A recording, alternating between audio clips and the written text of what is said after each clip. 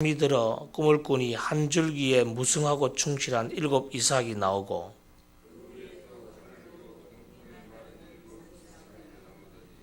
그 가는 7 이삭이 무성하고 충실한 7 이삭을 삼킨지라.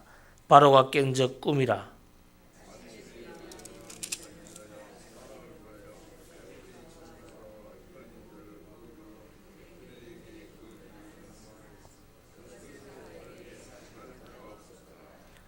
술 맡은 관원장이 바로에게 말하여 이르되 내가 오늘 내 죄를 기억하나이다.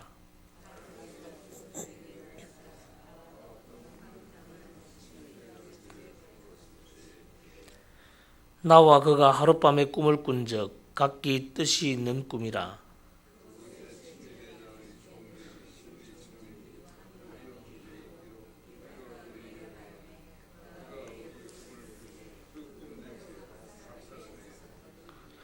그 해석한 대로 되어 나는 복직되고 그는 매달렸나이다.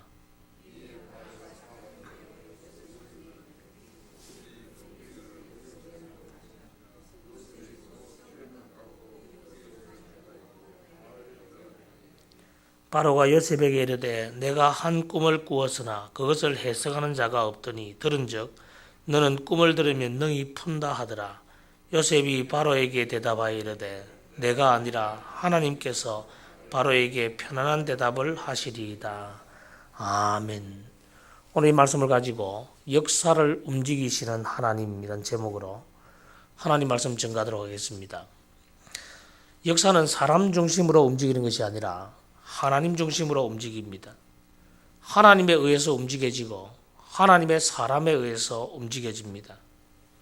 요셉의 형제들은 요셉을 포함해서 12명이었지만은 역사는 그 중에서도 요셉을 축으로 해서 움직여지고 있습니다. 요셉 주변에도 수많은 사람들이 있었지만은 하나님은 요셉을 통해서 역사를 움직입니다.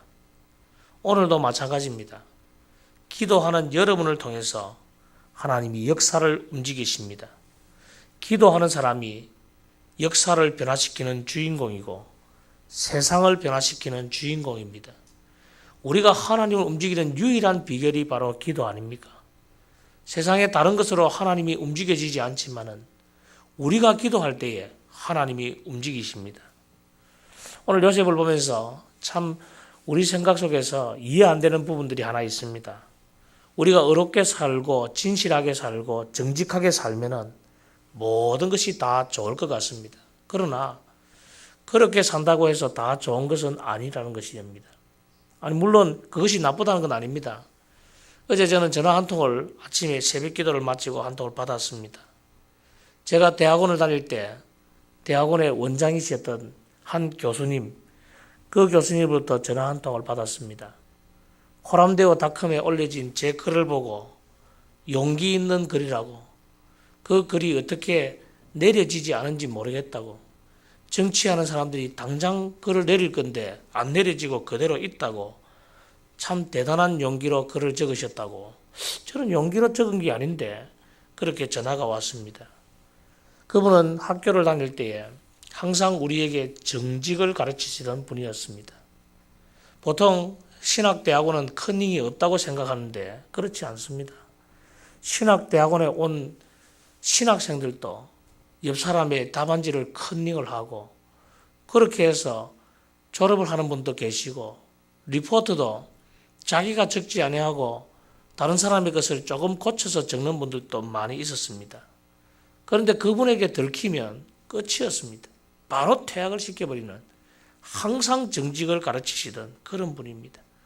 항상 여자같이 이렇게 웃으시면서 미소를 보이시면서도 정직에 대해서는 철저한 분이셨습니다. 그러나 그가 정직했기 때문에 겪었던 고난들을 이야기하면서 자기가 그렇게 외쳐도 말 듣지 않던데 젊은 목사님이 그런 이야기를 해주니까 참 좋다라는 이야기를 하셨습니다. 여러분, 우리가 정직하면 모든 것이 다 형통한 것은 아닙니다. 진실한 사람이 반드시 세상적으로 성공한다, 그런 공식은 맞지 않습니다. 그러나 한 가지 명심할 사항은 그렇게 정직하고 진실했을 때 고난이 오고 역경이 다가와도 그것을 이겨내고 결국 복 있는 사람이 된다는 사실입니다. 일시적으로는 그 공식이 맞지 않는 것 같지만은 하나님이 함께 계시고 마침내 복이 임한다는 사실을 절대로 잊어버리면 안 됩니다. 감옥에 들어간 요셉, 그는 잘못이 없음에도 불구하고 감옥에 들어갔습니다. 그러나 그 감옥에서 드디어 복의 서곡이 열리기 시작합니다. 제일 먼저 요셉 때문에 간수장이 복을 받고 감옥에 들어온 사람들도 복을 받았습니다. 요셉이 들어있는 곳에, 그곳에 왕의 관원장들이 들어왔습니다.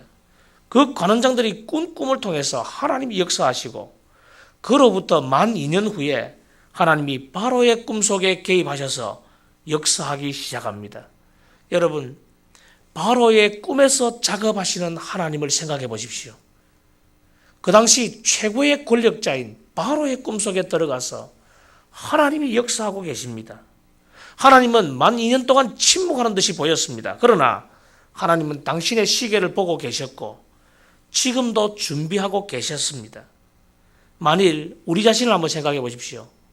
2년 동안 아무도 기억해 주지 않고 면회올 사람도 없는 그런 감옥에 우리를 방치해 둔다면 우리의 마음이 어땠을까요? 2년이 짧은 세월이 아닙니다. 그 2년 동안 우리의 마음은 콩닥콩닥거리고 하나님에 대한 원망, 불평, 불신들이 막 삭텄을 겁니다.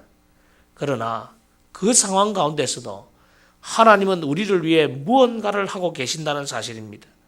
하나님이 때를 기다리고 계신다는 사실, 그리고 축복의 때는 어느 날 문득 찾아온다는 사실입니다. 여러분, 하나님이 하신 일은 바로의 꿈속에 들어가서 개입하신 겁니다. 하나님의 사람 요셉을 돕기 위해서 최고 권력자 바로를 하나님이 움직이고 계셨습니다. 하나님의 놀라운 은혜를 우리가 한번 기억해 봐야 됩니다. 하나님은 사람의 꿈속에도 들어가신다니까요. 하나님은 못하시는 것이 하나도 없습니다. 또한 하나님은 요셉을 구원하기 위하여 때로는 풍년을 내리기도 하고 때로는 흉년을 내리기도 합니다. 하나님은 믿음의 사람을 중심으로 역사를 움직여 가십니다. 우리의 모든 역사의 배후에는 하나님이 개입하십니다. 그리고 그 배후에는 그 하나님을 움직이는 기도하는 사람들이 있다는 사실입니다. 저는 이 기도, 이것을 그러면요, 우리가 전능하신 하나님을 움직이는 굉장히 놀라운 비밀이라고 생각합니다. 그 비밀을 활용하는 여러분들은 너무너무 탁월한 선택을 하시는 분들입니다. 세상에 많은 사람들이 기도할 수 있다는 것을 알면서도 불구하고 기도 안 합니다. 그러나 하나님을 움직이는 그 기도를 하는 여러분들이 참 대단한 거죠. 그런데 하나님께서 바로에게 꿈을 주셨을 때 그 꿈을 바로의 술객들, 즉 점술가와 현인들 아무도 해석하지 못했습니다. 왜 그렇습니까? 그건 전능하신 하나님의 꿈이었기 때문에. 하나님의 꿈을 어찌 귀신들이 해석할 수 있겠습니까? 하나님께서 드디어 술 맡은 관원장을 2년 후에 사용하십니다. 그런데 여기서 우리가 알 수 있는 사실이 한 가지 있습니다. 세상 사람들이 급하고 어려울 때는 하나님의 사람을 찾는다는 겁니다. 세상 사람들이 갈 길을 잃고 결정적으로 어려운 상황에 처하게 되면 하나님의 사람을 찾아옵니다. 저는 저와 여러분이 세상 사람들이 힘들고 어려울 때 찾아오는 복된 사람들이 되기를 축원합니다. 드디어 바로가 요셉을 찾아왔습니다. 여러분, 바로 왕이 평소에 요셉을 만날 이유가 어디 있습니까? 이유가 하나도 없습니다. 그런데 하나님이 만나게 하시면 만나는 거죠. 하나님이 밀어붙이는데 어떻게 안 만날 수 있겠습니까? 저는 성도 여러분들이 바로 이와 같은 생각을 하길 바랍니다. 우리의 인간적인 생각을 넘어서시기 바랍니다. 아유, 나는 안 돼. 아니요. 하나님이 역사하시면 됩니다. 포기, 그거는 배추 셀 때나 쓰는 표현이죠. 우리에게는 포기 없습니다. 포기하지 말고 넘어서는 겁니다. 사람의 뜻과 방법으로 안 되는 것이지만은 하나님이 하시고자 하면 하나님은 바로 왕의 꿈속에 들어가서도 역사하시고 꿈꾸게 만드시고 일도 만드시고 기억나지 않는 사람들도 기억나게 만드시고 풍년을 내리기도 하시고 흉년을 내리기도 하시고 당신의 역사를 이루어 가시는 분이십니다. 여러분, 하나님에 대해 기대하시기 바랍니다. 하나님에 대한 믿음을 가지시기 바랍니다. 하나님이 나를 위하여 무엇을 준비하고 있을까? 그것을 생각해 보면 가슴 벅찬 하루를 살아갈 수 있을 겁니다. 요셉은 드디어 바로 왕 앞에 섭니다. 수염도 깎고 이제 옷도 새로 입고 이제 모든 것이 회복됩니다. 여러분, 우리도 마찬가지입니다. 우리도 하나님의 때가 되면 모든 오해가 풀리고 회복되게 될 것입니다. 아직도 회복되지 못한 분 계십니까? 믿으시기 바랍니다. 하나님의 때가 되면은 그때 우리는 모든 것이 회복되게 됩니다. 또한 여기서 참 놀라운 한 가지가 요셉이 드디어 바로 앞에 서서 이제 그 꿈을 듣고 해석할 자리에 왔는데 자기가 그 꿈을 해석할 수 있다라고 말하지 않는다는 사실입니다. 꿈의 해석은 누구에게 달려있다고 말합니까?